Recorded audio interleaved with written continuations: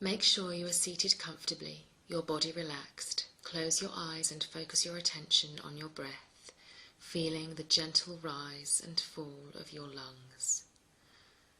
Allow any tensions and worries to slip away, with each out-breath releasing any negativity. With each in-breath, draw in purifying, clean air. Slowly let all outside concerns fade away. The space around you begins to darken as your attention moves inwards.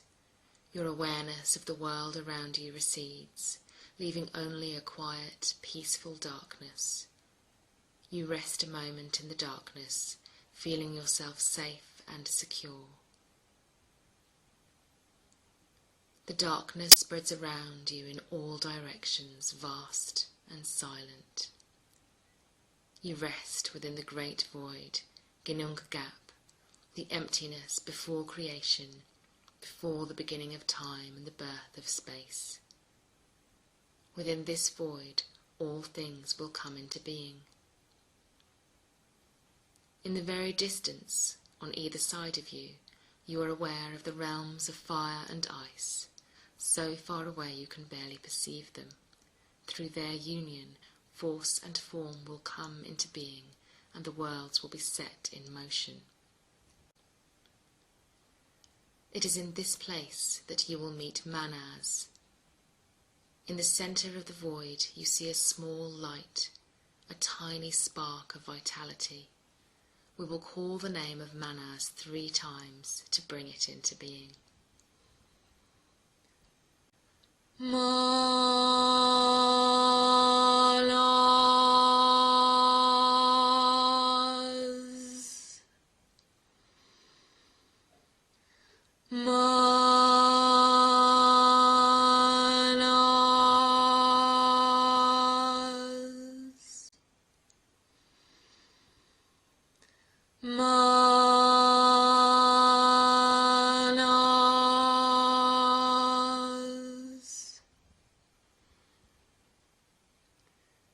Through the power of your voice, the spark of light transforms, glowing a deep, powerful red and becoming the shape of Mannaz. It grows larger and larger, shining brightly in the darkness, steadily moving towards you until it comes to rest, waiting for you to enter. Slowly you pass through the rune and into the realm beyond. You are surrounded by a swirling white mist. It is moist and cool, clinging to your clothes. Beneath your feet you feel smooth stone, wet from the mist but not slippery. All is quiet behind you.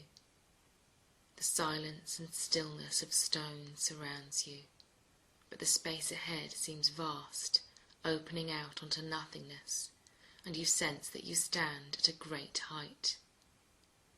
You can hear the whistling descent of the wind as it spirals down far below you. The mist dances in the air as the wind catches it. Although the space feels huge and you so small, you feel strong here, like you belong. The stone welcomes you, the wind rejoices in you. You set your feet firmly upon the ground and cross your arms over your heart. You feel rooted in the stone, made of the same enduring matter. But where the stone is cold, you are filled with life force, with the living power of your human spirit. You envisage a deep red Mannaz rune forming in the space before you, and you chant its name to empower it, your words ringing forth and being carried by the wild wind out into the void. Although power streams from your heart, filling the rune, every new chant of the rune's name fills you with more vital power, energizing you, filling you with vitality.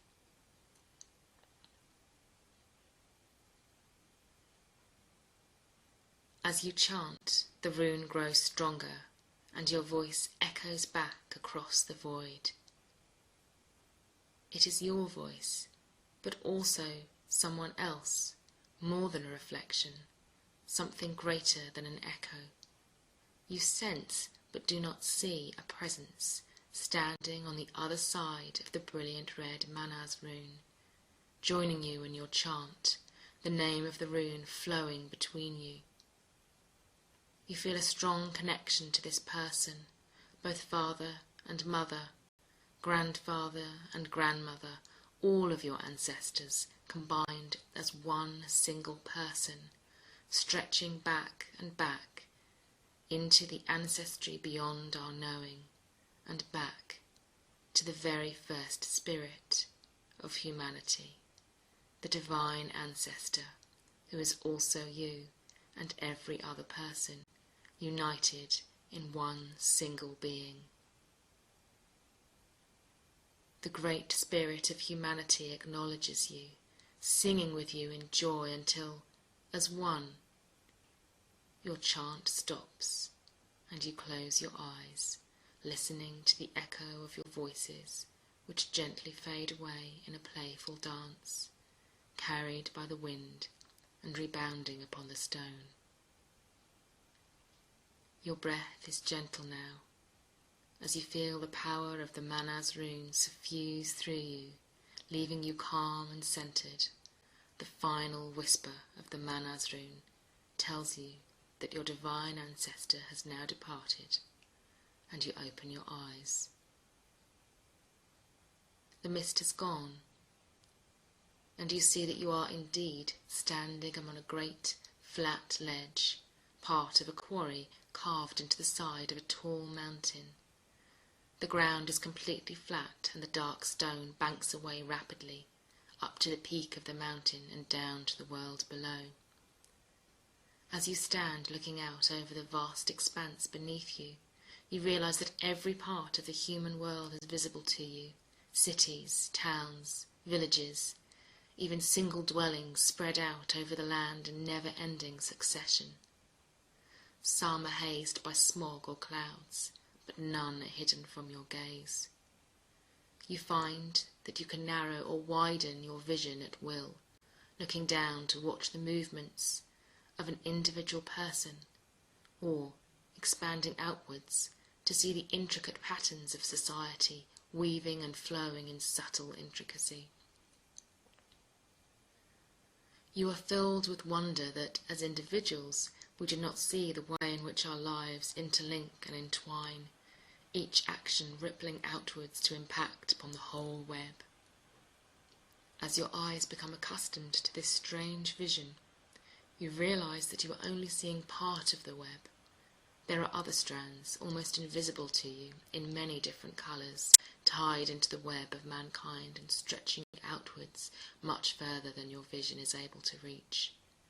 You sense the movements of nature, of the cosmos, of spirit at work within this greater web, of which the web of mankind is a part.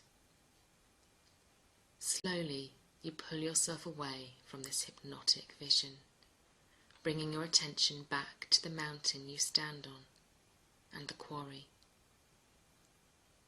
You turn your back on the world of man stretched out beneath you and examine the quarry. At the far end, you make out a great throne carved into the mountain. It is too big for your body, but somehow you do not think it is wrong to climb up. You mount the great steps hewn into the rock and run your hands over the throne. It is beautiful because of its sheer simplicity and size. On the back of the throne a Mannaz rune is carved, and you climb up into the throne, running your fingers over the great rune. As you do so, the rock starts to gently vibrate, and a low humming sound fills the basin of the quarry, as if in greeting, welcoming you and urging you to sit upon the throne. You do so. Outside the quarry nothing has changed, but the low humming continues. You realize that your view of the worlds is even greater from the height of the throne, and sit and gaze once more upon the world of man. You see all the wonders we have created, all the things we have suffered, all the things we have caused to suffer. You see your own family and friends, the patterns they create, their moments of joy and sorrow, the little rituals you faithfully perform to keep your ties strong, the bickering and the remonstrations and the forgiveness. You see moments where ties are made and moments where ties are severed, and each moment the web alters and changes. Now, you can make out your own thread within the pattern, bright and vivid. Sometimes it tangles, sometimes it darkens, sometimes it grows weak, but always it coils onwards, weaving and reweaving into the great web of humanity. You know that should you wish to, you could move your vision to any one of these points and witness the events of a particular moment. Your attention, however, is drawn to two black specks rising up out of your own life thread and flying steadily towards you, making their way out of the web. Looking at them closely, you can see that they are two great ravens.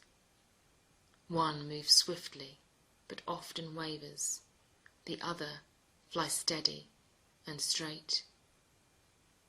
You know that these ravens are the personifications of your thought and your memory. They fly straight to you, glossy and black, against the sky, soaring in the joy of flight. Swift thought lands on your left shoulder and memory on your right. Their claws are sharp, but they are gentle.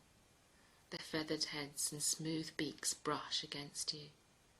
As they settle, you become aware of the power that binds the three of you together, information and energy flowing through them into you, forming a cross of energy deep within your mind where thought and memory combine, merging, creating your human consciousness. You realize that your perception of all things comes from this relationship with thought and memory, that without them the great map of humanity spread before you would mean nothing, for you would have no means to interpret it. The two ravens sit contentedly upon your shoulders, preening themselves and resting. You close your eyes and let the memories and thoughts that they bring flow through you, not dwelling on a particular one, but valuing this steady stream of consciousness which shapes and forms your very being.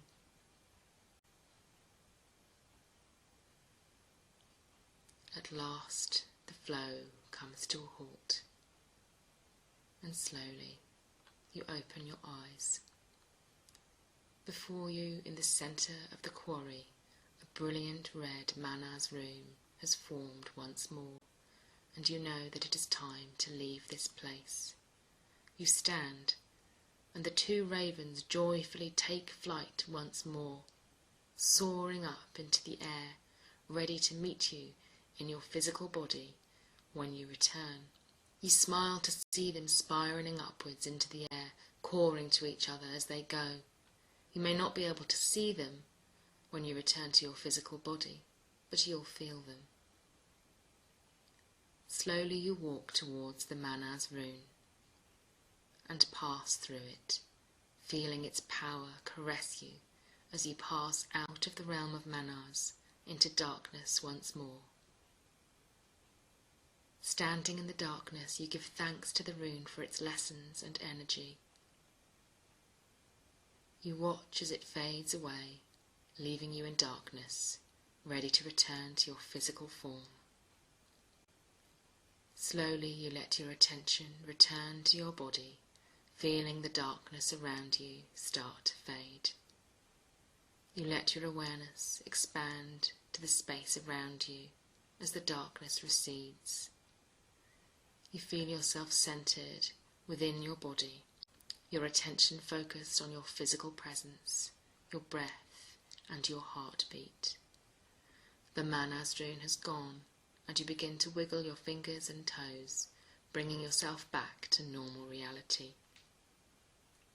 Take your time, and when you are ready, open your